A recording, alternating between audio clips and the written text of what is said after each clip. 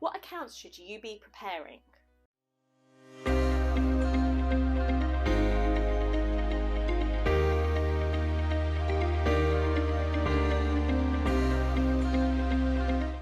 Hi, I'm Kimberly Shapcott, qualified chartered accountant, property investor and entrepreneur. Let's sit down and have a chat. What type of accounts should you be preparing? Well, we've got two options available to us, and check out the videos on FRS 105 micro company accounts to see what they look like for the micro company, and look at the FRS 102 1A small company accounts to see what the small company accounts look like. Those videos will give you an in-depth knowledge of all about them. This video is all about which should you be choosing and why. And there's a few reasons why you may want to choose one or you may want to choose the other. So let's dive into what the different ones show, what they're all about, so that you can be making the right decisions for your business, to help with lending, to help with showing others what is happening. And there's a few different practical considerations you may want to consider to help determine what is going to be the right option for you. There are really only two big differences for us as property investors, and maybe a third one in the background. Now, the main one for us as property investors between a micro company set of accounts and a small company set of accounts is all to do with revaluation reserves and deferred tax. Now, revaluation reserves are where we are increasing the value of our properties to reflect the actual real life value of what they are worth now. In our micro set of accounts, we can only incorporate the cost value. So what have we paid for them? What have we spent on them in the refurbishment? And that is the value that they will stick at in a micro company set of accounts, because we have no ability to increase that value, because under accounting standards, we are not allowed to revalue that property. So in our small company set of accounts, we are allowed to revalue that property to whatever the market value of the property is at that point in time. This may be through a formal valuation, or it may be just through a director's valuation based on comparables in the area at that point in time. So that might have quite a significant impact on what your accounts look like, because if you've got a property that you've bought, you've done some work and you've got 300,000 sitting in the accounts, but it's actually worth 400,000, you've got quite a significant difference between your balance sheet of 400,000 compared to 300,000. Now, that's only one property. You may have several properties where that is the position. So that could be quite a noticeable difference between what your actual value of your properties are compared to what is showing in your accounts. Now, the other impact is something called deferred tax. And deferred tax is all about, in essence, the tax that you're potentially going to have to pay when you sell it in the future that we need to recognise now on the basis there's an expectation you'll incur it in the future. Hopefully that makes some sense, but do check out the separate video on deferred tax, which explains all about it in a lot more detail than I'm going to go into today. This deferred tax is based on what goes through the revaluation reserve, because that is one of the reasons why we have to calculate it. So if you do have a revaluation, you are likely going to have a deferred tax adjustment in there as well. So ultimately, there's a few more complications going on in your small company accounts compared to your micro company accounts. The other consideration that we need to throw into the mix is also the fact that in our small company accounts, there is a lot more disclosures that need to be made. Now, there may not be that many numbers, there might not be that much information that needs to be shown, but there is certain things that have to be made because that is required under financial reporting standards for a limited company. So your micro company of accounts at this point in time is only going to basically show your balance sheet and normally 2 or 3 disclosures, which is usually about the registered office address, it's about the currency that the accounts are in, the number of employees and any guarantees advances or credits that you've got. And that is probably pretty much it. Whereas under your FRS 102 set of accounts with the small section 1 small company part, we're having to put a lot more. We're having to put about our fixed assets. We're having to put about our creditors, our loans, if we've got any secured debts, and all these extra different things which need to be shown.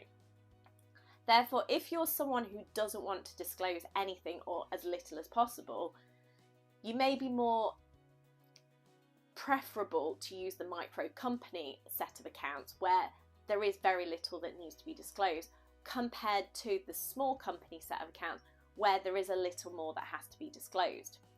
However, as you can tell based on the fact that we've talked about revaluation reserves and revaluing your properties, ultimately there's a bit of a balance here, because if you're wanting to revalue your properties in your company, then you need to go for the small company accounts, which, as I've just said, have more disclosure.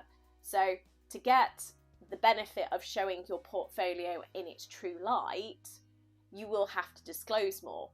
But you obviously get the benefit of having a better looking balance sheet because you are showing exactly what is happening in your property company. The micro company, you're not disclosing as much information, but your balance sheet's not going to look kind of as true to reality. It's going to show what you've spent, what you've incurred, and the loans on there. So it may not look as healthy as it would look if you're on a small company. What is the right answer? Well, there is no right answer. Both are allowable, both are legal. It is up to you which accounting standards you want to be following through on. The FRS 105 small micro company accounts or the FRS 102.18 small company. Both are legally compliant, as I've just said. There is a further dimension to this, which is all talking about cost. Because as you can imagine, if you're having to do more disclosures and a little more work and there's more transactions to have to deal with, your small company accounts are going to be costing you slightly more than your micro company accounts, where the disclosures are very minimal. There is not an awful lot to do. Whereas with your small company, there is more disclosures, there is more work to do to make sure they are compliant with the accounting standards. So just simply from an accountancy point of view, you will likely see a difference in cost on preparing a different set of accounts. So this may also come into the equation of what set of accounts that you may want to be doing. Now, for my purposes, I tend to recommend small company accounts for many a property company. And the reason I do this is really so that you can be seeing the true valuation of your property portfolio, because you'll be able to see what are all the current values based on where things are. Now you might ask, we've mentioned revaluations, we've mentioned something called deferred tax, where you may think, what the hell's that? I completely agree with you on that question. But check out the channel on the revaluation video and also the deferred tax video, which go into more depth on those ones. The question that comes to my mind is, well, what are the tax implications of that? If I'm going to revalue in my company, am I going to be paying tax now? And the answer to that is no. We have to do this deferred tax adjustment, which is our future potential maybe tax. And the actual tax calculation for the year basically has what's known as a disallowable. It takes out that income because we don't need to pay tax on that income. So it does appear on your tax calculation, but it's being taken out. So you are not being taxed on this revaluation.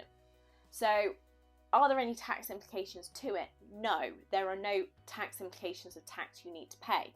The only tax implication is that there will be this deferred tax adjustment that goes into your accounts. The other final aspect to probably consider at this point is, just because you've got this increased value on your balance sheet, does it mean that you can actually be taking that money out? And the answer to that is a definitive no, because it's not known as distributable reserves.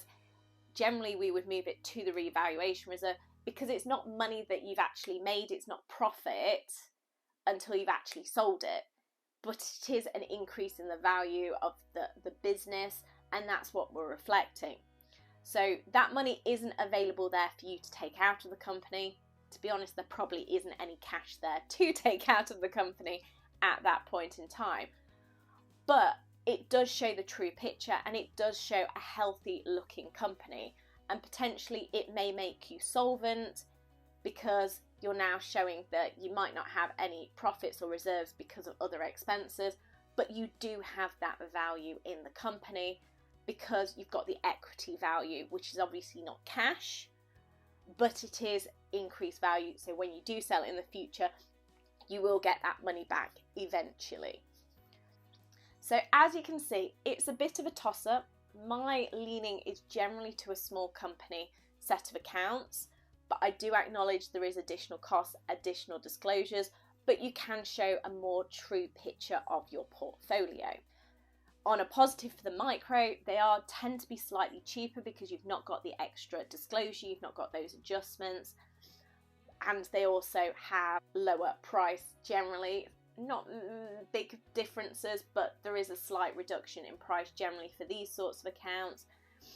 But the negative is it's only going to be showing exactly what you've spent on those properties, which means there is maybe a less healthy balance sheet. So that's kind of one of the cons, that you may be not showing the true health or picture of your portfolio by using that method. Ultimately, the decision is up to you, but hopefully this is giving you a few ideas of maybe questions you may want to ask your accountant to just confirm exactly what you're getting and whether it's the right one for you. Hopefully today you've got an idea of the different types of accounts that you can be preparing and which is going to be the right option for you and your company. If you have any questions, then please do leave a comment. Please like the video and do subscribe to the channel, and let's make tax less taxing.